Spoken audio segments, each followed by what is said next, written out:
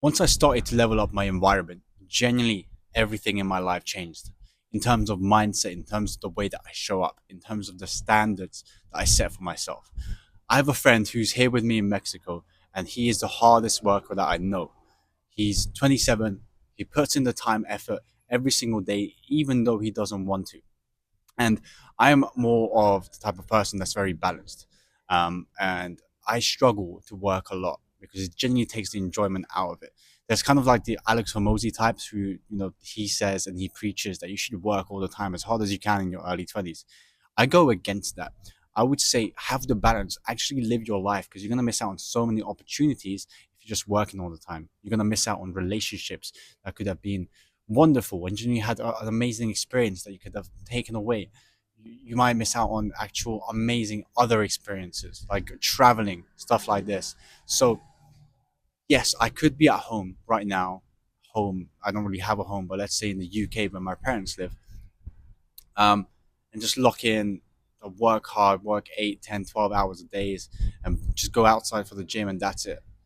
I don't want that. I've done that before, and it's genuinely depressing. And the isolation kills you, and your social life is bad. Like once you go out there again and start to socialize, you are bad. Like you've actually by not doing a repetition of talking to people in real life, you lose that, and you lose your charm, and you lose that confidence as well. Things come from repetition, right? So actual improvement comes from repetition. But no matter what, even if you've done something for a long time and become very good at it, and then you stop for a while, you lose some of that, and you have to retrain yourself through repetition. So, like once you go out there again into the social aspect of life, after having locked in for a long time, you're gonna see the difference between that. So, this friend that I have, what I've taken away is like his work ethic. He's such a pusher in terms of the way that he shows up, and he doesn't take any bullshit. He just works, and he's very good at that. What he's taken away from me though is that balance aspect. Okay, it's actually living your life, experiencing relationships, all of that, like actually having fun. So having these people around you that you can learn from and take things away from is genuinely such a cheat code to your life. Because when you don't have that, you just believe what you're doing is fine and normal, even though it's not. Like you crave for so much more. When you have these people around you that you can take things away from, for example, the work ethic or lifestyle or something like this, is so there's so much empowerment, there's so much motivation to keep going and keep improving. And I've been part of a few online kind of mentorships, right? I've been part of three at this point and about to be on the fourth one. Every single time, the community is such a huge aspect because of the people around you. Like I genuinely believe the biggest way you improve, the best way you improve is by being part of an online community who have the same similar goals to you. So whether that is like online business and you want to get into online business, this mindset that these people have and being surrounded by them and with them rather than your kind of childhood friendship that you had in school. Because a lot of them settle, a lot of people settle for the average life. And I don't think you want to settle, otherwise, you wouldn't be watching this video. I definitely don't want to settle. My biggest fear is staying average. I, I, I dread that I'm in the same position a year from now. And I did a year ago, and I did 2 years ago. I dread the reality where I don't improve and things stay the same. That's why I'm willing to drop $6,000, $10,000. That's why I've invested $30,000 into my skill sets and environment and community. That's why I'm traveling now because environment and the people around you genuinely level you up to a standard in the quickest possible way that you would just not be able to do in real life because you have to go out there and find these people, right? You might get lucky and you might find someone in the gym that takes you in, but at the same time, the best way you can do that is meeting people with the same goals from all around the world. I think that's genuinely the best way to improve no matter what. And like when you have these people around you who you can learn from, and you actually inspire to be, and you take things away from every single person, like that improves you so much, no matter what they're doing, because there are people below you, like way below you, that you can learn from. You can always learn from someone, and that's one of the biggest lessons I've learned. I never put someone down. A person with a lower skill set than me is going to teach me something 100%, because I'm out here looking for knowledge. I'm yearning for knowledge so that I can improve, become the best version of myself, and genuinely grow as a human being. Because but when you have that closed mind, like, oh, he can't teach me anything, I'm not going to take anything away, like that's when you're stuck, that's when you're settling, that's when you're average, because you're not willing to learn from other people. But when you're in the environment where you go at life with the open mindset, open, I guess, headspace of going at life and learning and genuinely wanting to learn and yearn for learning and yearn for growing, that is, in my most humble opinion, the best way to grow and learn and improve your life. If the goal is to just grow, that's like the best possible way to approach life. At the same time, though, you do need a goal. You need something to go for. Okay, whether that's an income goal, whether that's like a location goal, you need to have that, and then you have to emotionally attach yourself to it. You have to want it and yearn it. At the same time, you have to understand it's coming to you. If you want something really bad and you put so much importance to it, it actually goes away from you. And that's something you can read in reality transurfing, right? If you give something more importance, a lot of importance, it's kind of like a scale. Okay, so the scale goes up on the importance side, so like the you getting it goes down on the other side. You have to understand that what you're doing now, and if you actually truly align with the actions, habits, to get that goal, it's coming to you. It's coming to you. You don't know when. You'll never understand and know when. Like, God is gonna give you that when you actually deserve it. Once you've grafted, or when you deserve that, you're gonna get that. So don't beat yourself up for not being somewhere yet, even though it's hard, and it's gonna be hard. It's always gonna be hard. Like, you might put all your time, effort, and commitment into something and still not having achieved that for years. Like, it's coming. I've done this shit for 3 years. I've done online entrepreneurship for 3 years, and I'm still not there. I've told people I would be like way, way, way above where I'm at right now. I'm not there, but I understand it's coming to me because I still keep going. Like, I'm not giving up ever, because if I do, I'll never get it. But if I don't give up, it's inevitable that you get it. Especially if you level up with new people around you, the people that actually make a change with the way that you show up. That's generally the biggest takeaway that I've had. Another thing is, like, if there's an actual opportunity in front of you, take it. Like, take the risk. Like, weigh up the pros and cons. What's the worst case scenario? What's the best case scenario? Usually, the worst case scenario is not that bad.